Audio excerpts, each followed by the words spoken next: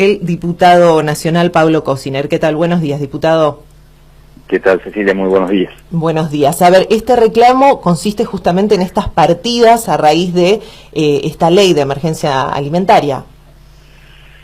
Sí, cuando fue el debate en el Congreso yo planteé, ya anticipé que al momento de aplicarse la ley si era aprobada, había que respetar los criterios de distribución que se habían establecido en el año 2002, en el decreto 108 del 2002, saliendo de la crisis del 2001, cuando se estableció la emergencia alimentaria. Ya ahí se establecía que los criterios para distribuir la ayuda alimentaria no debían ser criterios uniformes, sino que debían tener la variable de los índices de pobreza. Establecía un sistema mixto entre el 40% de los fondos distribuidos por índice de pobreza y el 60% por índice de coparticipación. Y esto tenía una lógica. Si vos seguís distribuyendo el dinero vinculado a ayudas alimentarias o ayudas sociales, de la misma manera nunca vas a cambiar los índices y además vas a seguir profundizando las desigualdades. Entonces, en ese debate de hace 15 o 20 días yo planteé y anticipé esta cuestión. Y ayer, cuando se promulga la ley 27519, lo que le planteo a la ministra es que se aplique ese criterio. A mí que me preocupa que cuando surgen todo este tipo de cuestiones terminan más beneficiados las organizaciones que tienen capacidad de movilización en la Ciudad de Buenos Aires, que cortan la avenida 9 de Julio, o el Metrobús, y rápidamente el gobierno sale, acuerda con organizaciones, distribuye planes y parece ser que el problema se terminó, ¿no? Los índices que ayer se difunden no hacen más que confirmar que las desigualdades se van profundizando porque los criterios de distribución de recursos no cambian. Entonces, me parece que esta emergencia la alimentaria es la posibilidad de empezar a cambiar ese tipo de desigualdades. Entonces, queremos que se distribuyan los fondos que establezca el gobierno en función de esta emergencia determinada por ley, con estos criterios que ya el año 2002, desde esa época, se habilitaron para que sean distribuidos de esa manera, que parte se distribuye por índice de pobreza y parte por coparticipación. Esto nos va a permitir que claramente la ayuda alimentaria llegue a los lugares que territorialmente lo están requiriendo. Doctor, más de 3 millones de personas hoy están calificados como indigentes en la República Argentina y muchos de ellos son de difícil acceso porque inclusive tampoco tienen un domicilio estable donde ubicarnos, ¿no? El gobierno, el Estado, ¿cómo debe actuar para tratar de paliar la situación o revertir tal vez una situación que pueda llegar a ser irrevertible en muchos de estos casos, ¿no? A ver, con la emergencia alimentaria lo que estamos haciendo es paliar la situación. Revertir la situación requiere un cambio de modelo económico, es mucho más profundo y tiene que ver con visiones de cómo debe funcionar la economía de un país. La distribución de fondos desde el punto de vista social y las dificultades de acceso, como decís, se hacen profundizando las estrategias que las provincias, los municipios puedan hacer en sus territorios de manera institucional. ¿Y por qué digo eso? Yo digo, si en Salta se está poniendo en funcionamiento un plan alimentario, que son 350 millones de pesos de fondos provinciales, tratando de sostener escuelas, o lo que son policías infantiles, o el que es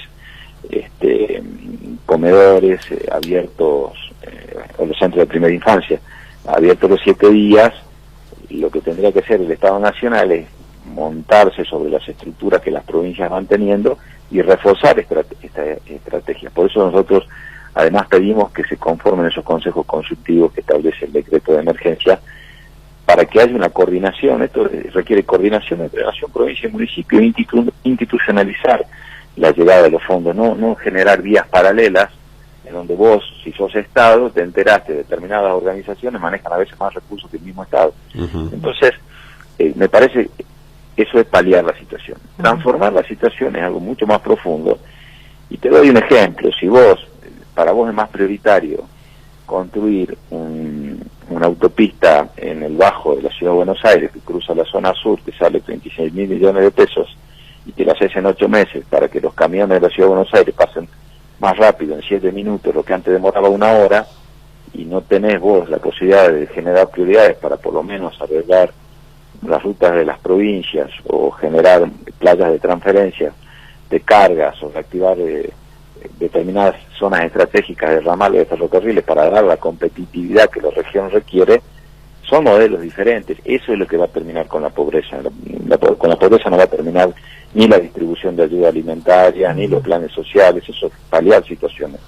Lo que requiere la Argentina es el cambio de un modelo económico de prioridades. Y desgraciadamente seguimos unitarizando más el modelo económico en la Argentina. Diputado, me interesaba por el hecho de que si hay cuestiones que tienen que ver con partidas presupuestarias de nación que tienen que llevar a Salta y no llegan, ¿no? Con respecto, en su momento, que encima se armó bastante debate en torno a los presos federales y montos de dinero que nunca llegaban y que se acumulaba una gran cantidad de dinero, sí, y con respecto a la coparticipación en sí, o sea, si son montos de dinero que no llegaron y que correspondían. En este caso, ¿cómo van a hacer para que realmente lleguen y que esto se cumpla?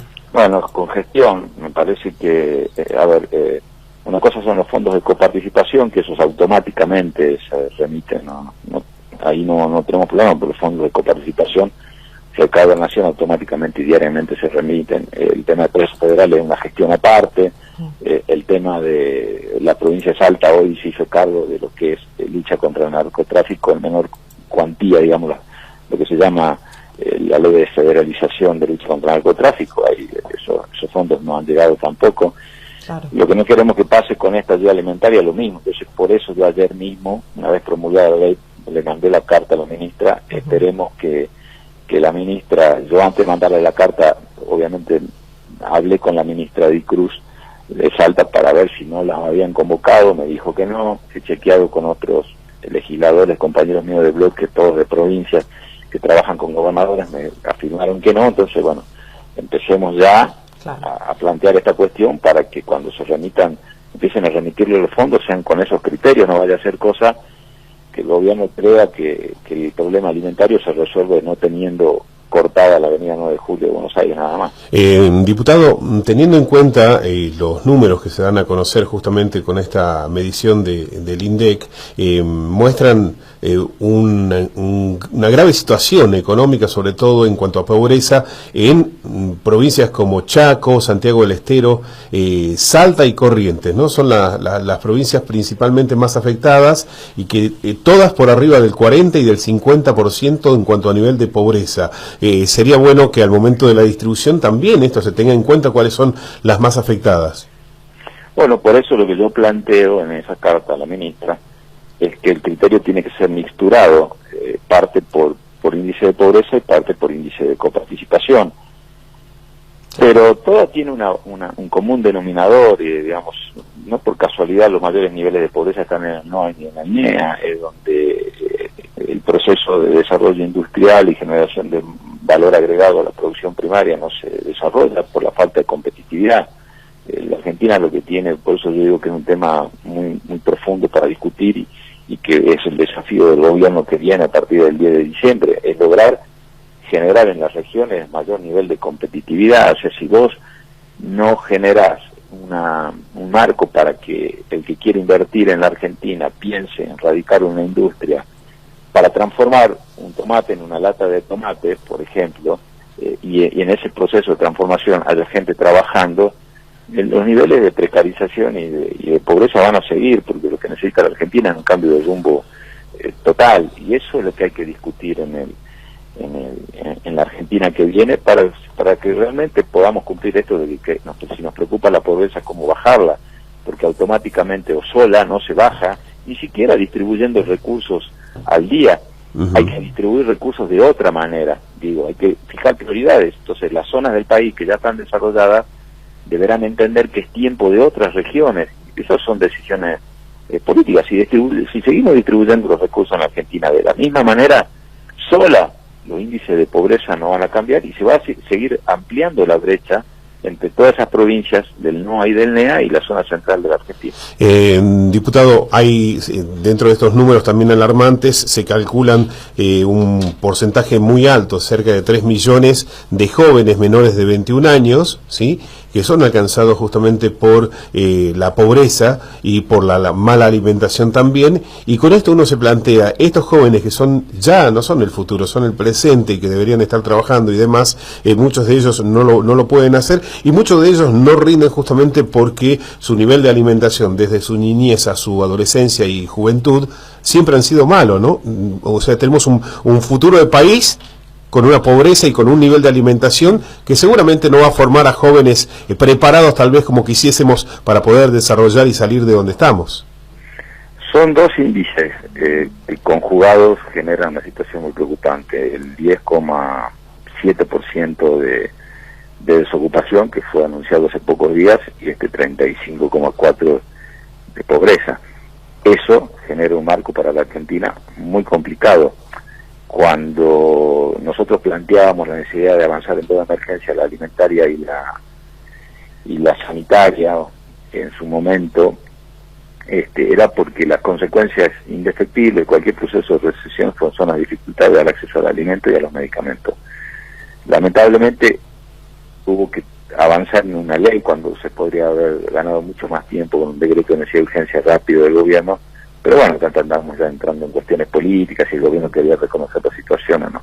Claro. Pero lo que requiere hoy la Argentina claramente es un cambio de rumbo y de modelo económico hacia una visión mucho más desarrollista, productiva, industrial, vinculada al mercado interno, porque esto de confiar en los inversores externos que va a derramar en la Argentina, y en la Argentina nunca el mercado o los inversores en general quisieron derramar para los sectores más vulnerables, no se puede renunciar en los países como los nuestros a una actividad estratégica del Estado que no puede retirarse de toda la economía. Bien, me interesaba eso, ver cómo se va a conjugar el tema del plan alimentario salteño que ya está vigente con estas partidas presupuestarias de Nación. Bueno, eso es clave, porque lo que nosotros planteamos es eso, queremos tener mucho cuidado que estos fondos de Nación no terminen en procesos de negociación de una ventanilla que abra el gobierno nacional con determinadas organizaciones y se traduzcan en planes. Claro. Lo que nosotros queremos es que vaya al alimento directamente de los sectores más vulnerables. Entonces, si el gobierno ya puso en funcionamiento en Salta un plan alimentario con una inversión de la provincia, que esto venga a reforzar estratégicamente eso, ¿no? Claro, además que ya está organizado, esquematizado, y simplemente es cuestión de sumarle un poco más de combustible, si se quiere. Así es. No, y que en este marco de elecciones, ¿no?, que no se vea manchada esa situación tan sensible. No, totalmente, porque es algo que hay que preservar la institucionalidad y utilizarlo por los canales que correspondan. En eso estoy de acuerdo. Bueno, muchísimas gracias, diputado. No, muchísimas gracias a ustedes, que tengan muy buen día. Buen día. Gracias.